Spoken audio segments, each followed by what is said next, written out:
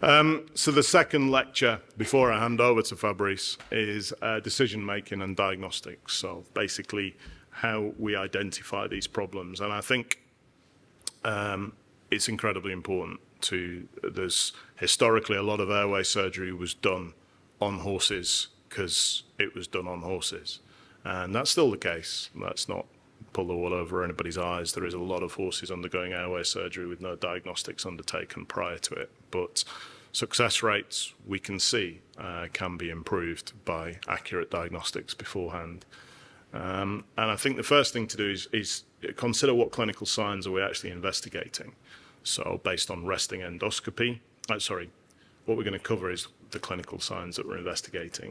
We're going to look at what we can identify with resting endoscopy, what we can see when we just pop a scope up the horse's nose in the stables. We're going to look at exercising endoscopy and how we can use exercising endoscopy and how we undertake that in the horse. Also going to cover laryngeal ultrasonography. That is something that I'm using a lot more, and I know a lot of people are using a lot more to help us diagnose conditions and help us steer treatments in more appropriate ways as well. And then just some management decisions, just a brief overview of that towards the end. So what clinical signs are we investigating? So respiratory noise, that's one. These horses, you've all had them, all heard them, they make a noise. Why? And is this going to affect its performance? Are we investigating poor performance, as in, is the horse just not performing as well as we would expect? So it's not lame, heart sounds okay, must be its upper airway. Let's have a look, see what's going on with the horse's performance. And then there's obvious things, as I've alluded to, the horse that suddenly stops in a race with no other clinical signs. There's a good chance that that could be palatal dysfunction. Vast majority of cases are a combination of the two. Horse isn't performing very well, it's making a noise, two and two together. And then, of course, there's a huge amount, and I add it here, it's not a clinical sign, or perhaps it is, whichever way you look at it. Pre-purchase examination, still an incredibly important part of the thoroughbred world, and preparing horses for sales involves the upper airway, so it is something important. In these cases, you want to be doing a good general examination of the horses. You want to listen to the chest. You don't want to be doing exercising endoscopy on a horse that's got low-grade pneumonia, because that's probably the cause of the poor performance and the respiratory noise. You can learn a lot by palpating the larynx and the trachea, especially the larynx. You can find defects of the larynx, you can palpate them. So some horses actually have dysplasia and congenital defects of the upper airway, and you can palpate them relatively easily.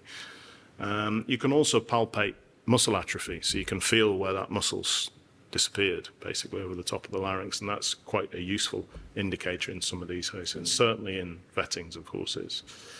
The important thing is to exercise the horse. You want to be getting this horse cantering, or galloping, but cantering at least, and you want to be you've all seen as wind testing, you've all done wind testing, and wind panels, God forbid, is exactly the same. But you want to be getting one breath per stride at the canter if you're lunging a horse, and that's important for the diagnostics. You can then work out inspiration, expiration, and you get the horse exercising to a high enough capacity to give a good evaluation of the upper airway. Characteristic noises. Now, there's a lot of people out there who'll say, oh, that sounds like that, it's that, let's do that.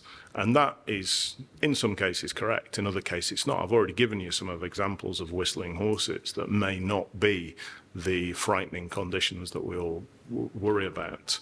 But the noises that we're getting are whistles, gurgles, harshness to the noise. And we need to know whether it's inspiratory or expiratory, because that does have an effect on what conditions that we're potentially diagnosing. There's a number of studies that have investigated sound analysis, and it would be amazing if we could get our mobile phones out, or put the mobile phone on the horse, listen to it, and it'll tell you exactly what's wrong with it. And there was a huge amount of work at various centres to try and work this out and see if this was a suitable technique. But there was no conclusive evidence yet that sound analysis can accurately diagnose the upper respiratory tract diseases accurately. For a variety of reasons. Does anybody use that Merlin bird app? you're listening, it's fabulous, isn't it? But that's basically the Cornell group that developed that. We're looking at this as well. So it's amazing. If you haven't got it, it's fascinating. You just basically play it and it records and it tells you what birds are in your environment. And that was the concept that was investigated. So this is basically what we're doing, lunging the horse round, getting it to the canter, and pushing it on to make sure it is at the canter, then making sure that the horse is synchronizing its breaths per stride, so that's incredibly important for us to assess. You can then also go out and look at them on the gallops as well, listen to them, and in some cases, once again, moving away from the thoroughbred now, but I do add this in because it is important. I am going to use the term social license, but there's a huge social license implications that are coming our way, no matter what we want or think about. And reuse of horses afterwards is something that we're all going to start after their racing careers, or is something that we're all going to have to consider. But some noises and some particular conditions are only induced by certain ways of riding a horse. This has been shown in studies from Belgium, from Emmanuel Van Erck's team, that certainly neck flexion makes sense, doesn't it? You know, with all, the toilet roll that you twist and you compromise the airway, it's the same with the horse's trachea and the horse's airway. So there are certain disciplines and certain ways of riding horses that can exacerbate upper airway conditions. So resting endoscopy is our mainstay, and it's certainly our mainstay for evaluating the upper airway with the horse at the sales. You want to be doing it unsedated. Sedation has an effect on the horse that you've all seen. It has a huge effect on the muscles and the nerves of the upper airway. So if you're endoscoping a sedated horse, it's almost irrelevant as to what the larynx is doing in some cases, because it will be vastly affected. So it needs to be an unsedated horse. You can use a twitch, but I often tend to release the twitch afterwards, if you've got a problematic horse for scoping. Release the twitch once the scope's in the horse, because there is a school of thought to say that the twitch can vastly affect those as well. By convention, we use the right nostril, and the repository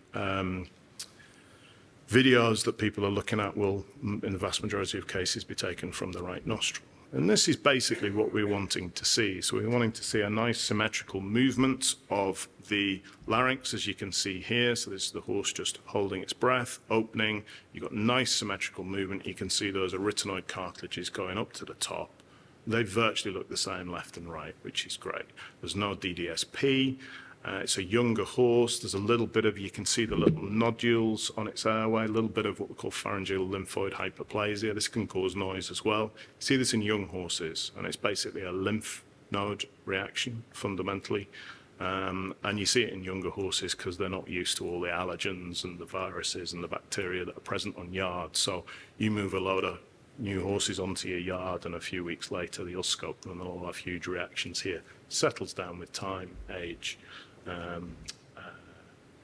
Laryngeal asymmetry. Sorry, this is a bit dark.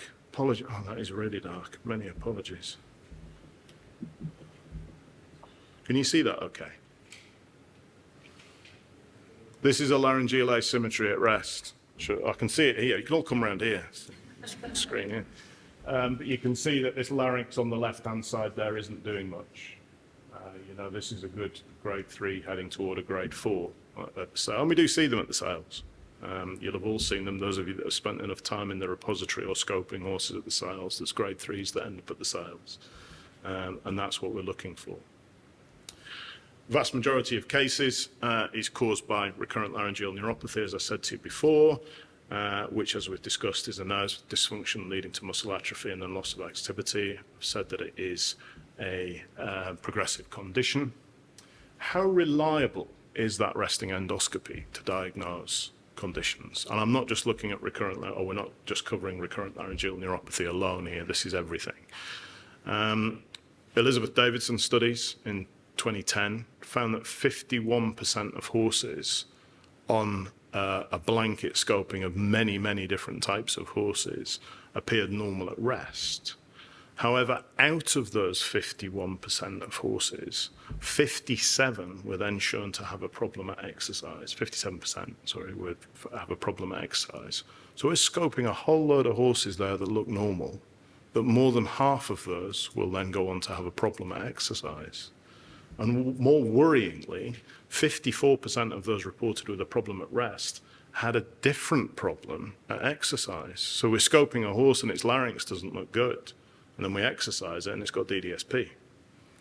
So it is incredibly important to consider that resting endoscopy from this study is not particularly reliable. Most studies that have looked at exercising endoscopy also report a huge amount of horses have multiple problems occurring at the same time. I've alluded to some. Recurrent laryngeal neuropathy, medial deviation of the aeroglottic fold was occurring at the same time, palatal instability leading to all the other complexes. And you may need to do multiple surgeries. There's nothing worse, and I'm looking at some trainers that I work with on a regular basis in the room. There's nothing worse than doing a surgery, putting the horse back into work and, oh, I wish I'd done that as well. You know, you need to have an accurate diagnosis so that when the horse is entering the hospital, it's coming to the hospital once and only once, hopefully. Looking at recurrent laryngeal neuropathy in more detail now, multiple studies have shown that grade 3 RLN, and this is on the Lane scale that we use at the sales, at rest can then go on to abductor exercise. And huge amounts of studies have shown that that can occur. So they're the grade 3s that we're ruling out of sales that then go on to have totally normal larynxes at exercise. Some grade 4s will. So horses with what is verging on complete collapse will then work absolutely fine at exercise. Equally worrying, if you've just spent a fair few £100,000 on your horse with an absolutely perfect larynx, is some of those will collapse at exercise as well. So it's not an exact science. I'm sure you all knew that, but this is the data to prove that as well. So, however, it's a rarity that the total collapses at rest will then go on and be able to work. So I think we can, with quite a good confidence, if we've got total collapse of that larynx at rest, it's likely to be diagnostic for recurrent laryngeal neuropathy. Otherwise, for RLN, resting endoscopy is pretty unreliable. And I'll probably just leave that bomb, and you can all think about that when you go to the sales later on in the year. However, at rest, we can diagnose a retinoid chondritis. Hopefully, none of you will experience this. And this is basically an infection, inflammation of one of the cartilages. It's horrible. It's a nightmare. It scars the cartilage up, and they very rarely work to their full potential ever again afterwards. Epiglottal entrapment, if we're diagnosing this, especially with these big ulcers on some of these, if you're seeing this at rest, it's diagnostic. It's diagnostic for this, but as I've already alluded to, you could also have DDSP occurring at the same time. And if you've got an ulcer like that, there's a good chance it is displacing its palate. Cleft palates, I've included this because this is a definite. So this is basically where the palate hasn't formed properly. This is a younger horse. And this is the oral cavity. This is the tongue. So there's a huge amount of the palate is missing. This isn't good news in any way, shape or form. Some milder case of these, Paddy Dixon, Saf Barrackside did a paper out of Edinburgh and showed that some of these can go on to be racehorses, but it's milder cases in the minority rather than the majority. So, in conclusion, what can definitive diagnosis at rest? Recurrent laryngeal neuropathy with total failure of abduction, epiglottal entrapment, a retinoid chondritis, and cleft palate, which is not a lot of things, and it's also the rarer things that we were discussing in the first lecture. So there's a lot that cannot be diagnosed with just sticking a scope in. But we've also got to remember, and as I've already alluded to with the epiglottal entrapment, multiple conditions are certainly not uncommon. I'm just going to cover the soft palate in a bit more detail because a lot of people will diagnose soft palate dysfunction at rest and send horses for soft palate surgery because they're seeing this at rest. And this is DDSP at rest, you can see here. So the epiglottis of the larynx has disappeared underneath. It's in the oral cavity. And they will use things like prolonged displacement. If the horse has got a small epiglottis, some people will be very worried about those. And there is some research to show that smaller epiglotti, it's probably the right word, isn't it? Epiglotti, will lend themselves to DDSP. Palatal billowing during occlusion or swallowing is considered by some as a sign of palatal dysfunction. Ulceration at the caudal aspect is also a little bit more information because it shows that there's some irritation there, and that horse potentially is likely to be displacing at exercise. But some early paper in the 90s, Nick Kanagita and colleagues reported these as poor indicators. This is a bit more useful. If you've got ulceration here on the caudal aspects, as I say, this is a horse that's probably displacing at exercise to cause that degree of ulceration. So that gives you a little bit more information in those cases. But many studies have shown that, or a number of studies, not many, a number of studies have shown that resting endoscopy is to be an unreliable predictor of palatal function at exercise. And those of us doing a lot of exercising endoscopy probably wouldn't even consider a resting scope to give us enough information unless you've got things like ulceration or a palate that just will not return to a normal position. You're getting many false negatives at rest. And the paper that the Edinburgh group, Saf and Paddy did, concluded that using DDSP at rest is predictive in only half of cases. So toss a coin. So what can't we diagnose with resting endoscopy? So soft palate conditions, vocal fold collapse, epiglottal retroversion, nasopharyngeal collapse, and any equivocal RLN. So pretty much the vast majority of airway conditions in the thoroughbred. So what do? We exercise them. This was the classic way of doing it that we did for many years, high-speed treadmill endoscopy. This is the unit up at Edinburgh that's unfortunately no longer there. But so we can occasionally do this on treadmills that we have on yards these days. It can be done on those treadmills, but this was certainly something that we did a lot. Horses need to be trained.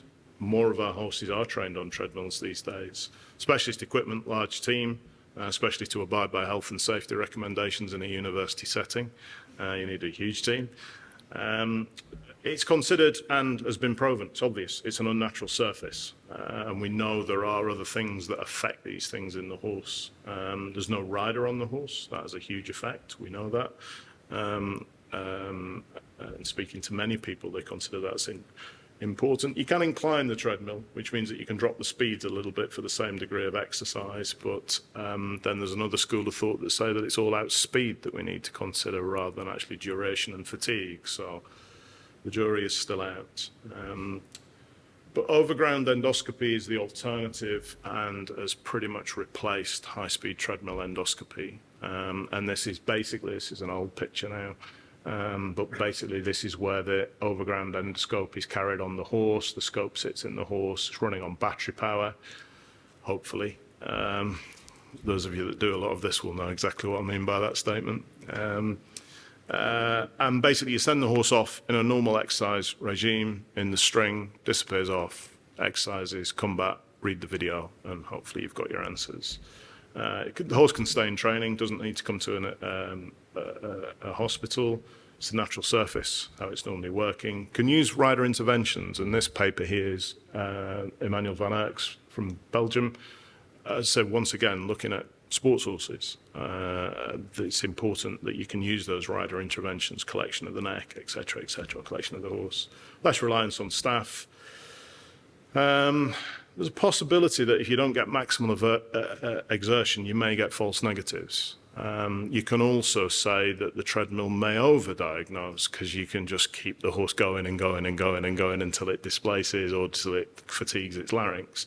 So I think you've got to look at that in both ways, but there is a study out there that says that false negative is maximal exertion is not achieved. So, and this is basically what you can do. You can see the horses coming up the hill, working. This is Albauer 3 in Newmarket. This horse here has got the overground scope on it, and it's just working as normal with the scope on, doesn't really care, does its normal work.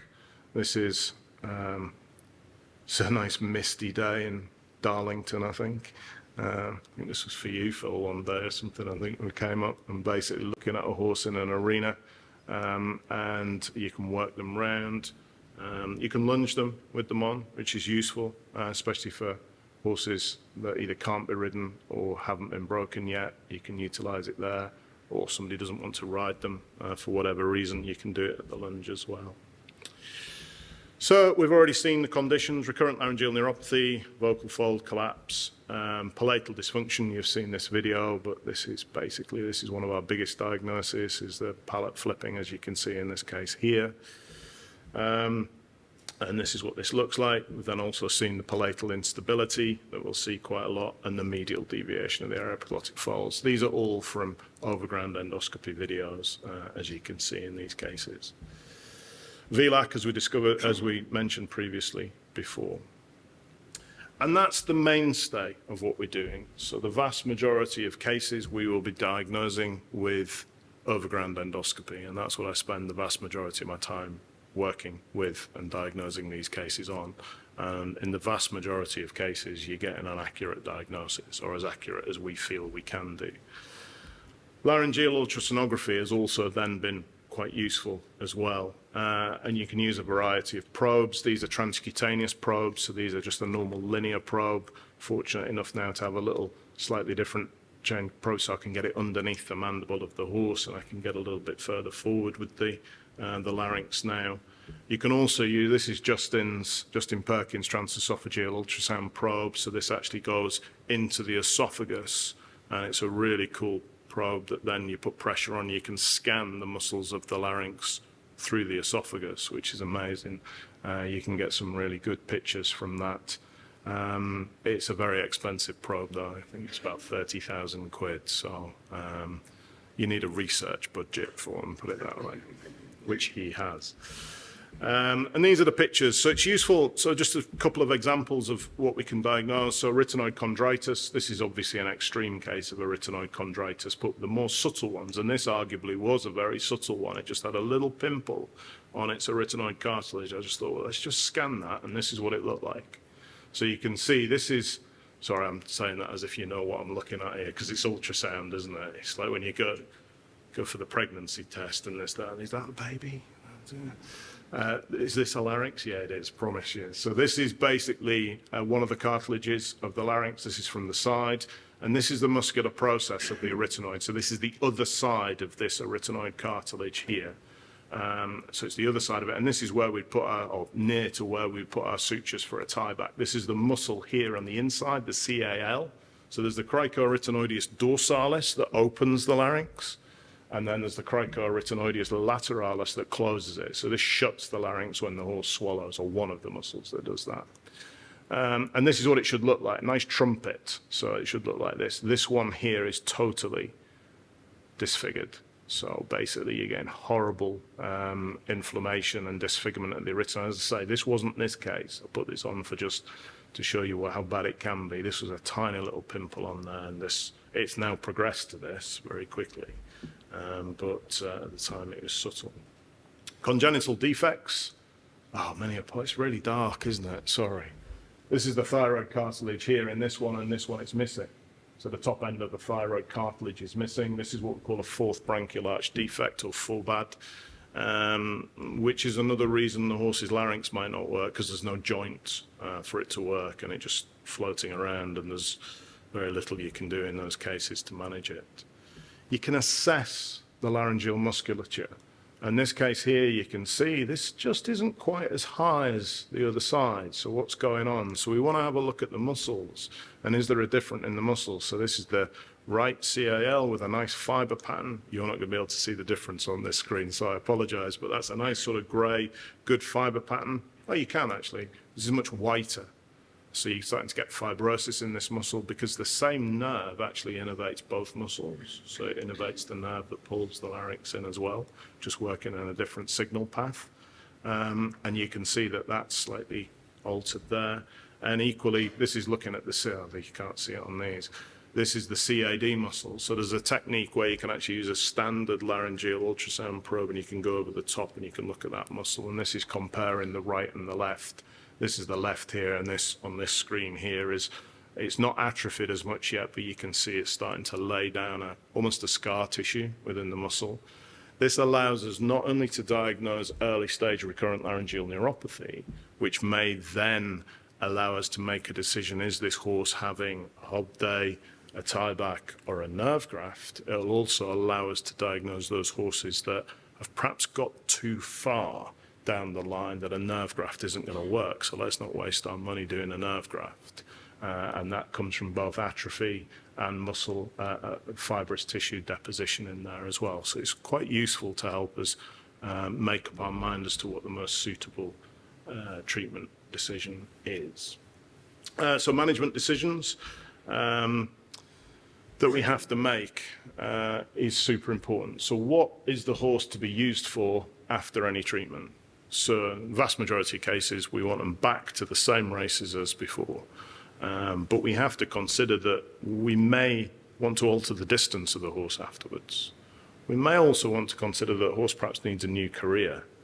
Some people will operate on horses that are in training for a different career. Moving them onto dressage horses, show jumping. Once again, this is going to become a bit more of another hot potato for us to consider in the thoroughbred world as to what we're doing with these horses afterwards. So it is important for that reason. And of course, if you don't need that horse to race, hunt, event, perhaps don't need to do some of these surgeries. You can get by with a slightly different type of surgery that would be just as efficacious for that particular need. So it all needs to be taken into account.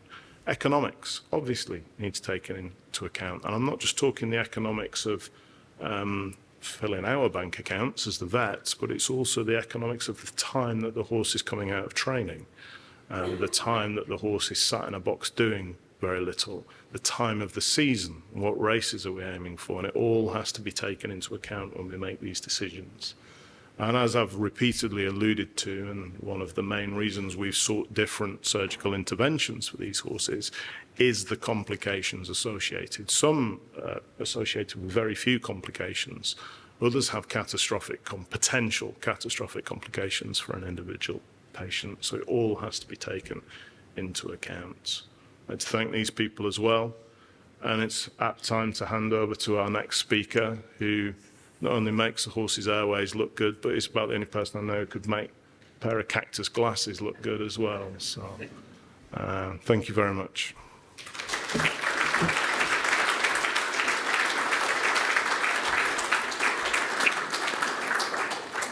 Thank you very much, Tim, and I'm so pleased I didn't stop you 45 minutes ago. This has been fantastic demonstration of what the decision-making process is and the importance of accurate diagnostics before considering any forms of surgery, and the implications, of course, for use, purchase, etc.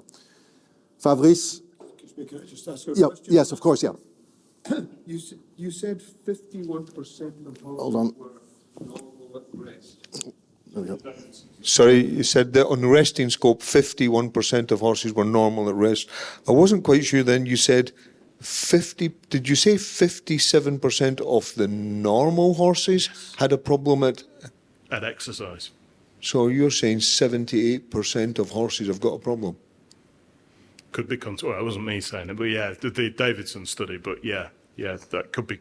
Yeah, will that work out like that? Yeah. Yeah, I used a calculator. Yeah. Well, I'm not going to argue about it. Yeah, potentially so. I mean, the other thing to say on that, they were horses presented for airway problems, which is important. That isn't just a blanket of many horses. They were horses presented for airway investigation.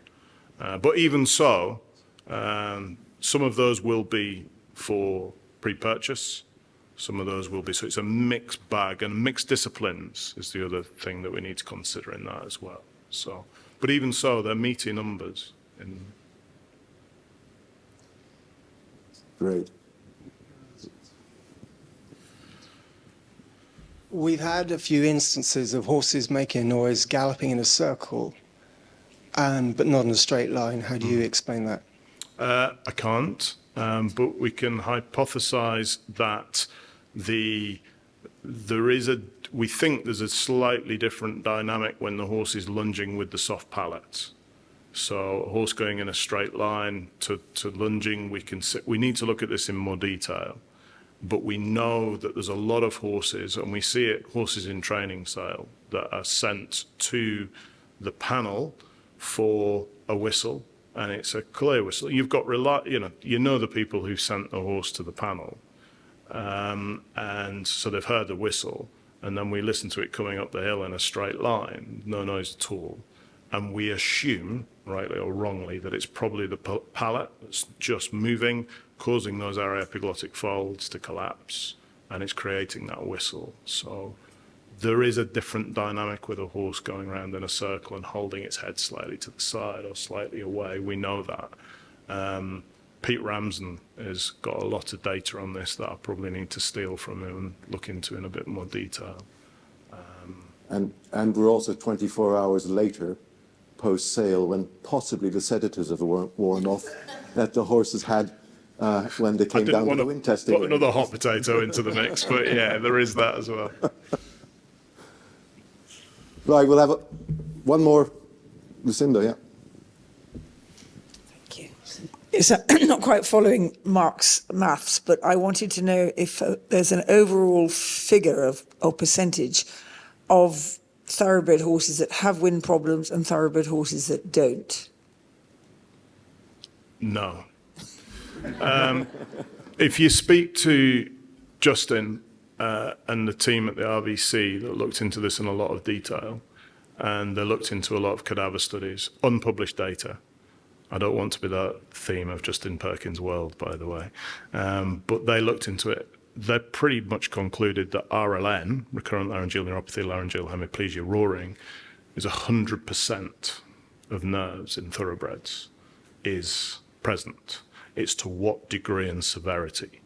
We think there is 25% clinical in the thoroughbred, so 25% will become a clinical condition. That's a smaller data set, but to answer your question, no, we don't know. There's a lot, what we've also got to remember, there's a lot undiagnosed that do fine. You know, there's a lot undiagnosed, and you know, the classic treatment for some people is if the horse is displacing a pallet, make sure it can sprint, because it'll sprint as a pallet. It'll go anaerobically for the last bit of the race, rightly or wrongly. But that was a classic treatment by many clinicians for DDSP, is bring the trip down. And they'll cope. So if you're fortunate enough, they'll get through. And we do use that in some cases when the surgery hasn't worked. It's what I was kind of alluding to with modifying the distances. One last question, and then we'll have opportunity at the end of the session for more questions as well. But please go ahead. Are you doing overgrounds on your yearlings that you're sending for reinnovation? Sorry, I'm not sure where you are. Sorry, it's me. Wave. Hello. Oh, hi. Hi. I've attempted it a couple of times.